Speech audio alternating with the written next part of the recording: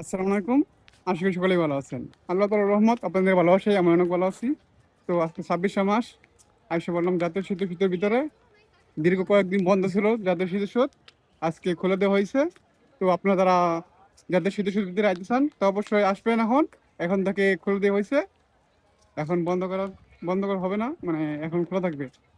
যারা ঘুরতে আসতেছেন অবশ্যই ঘুরতে আসবেন।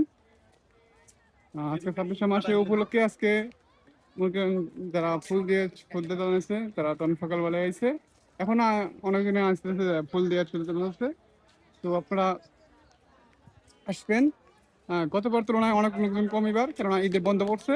তার কারণে সাধারণ জনগণ তো এখন ঈদ কারণে দেশে যাওয়ার কারণে আজকে অনেক পরিমাণ মানুষ কম, হয়তো বা বিকাল দিক দিয়ে মানুষ হতে পারে বেশি, কিন্তু এখন অনেক মানুষ কম আপনারা দেখতে পাচ্ছেন।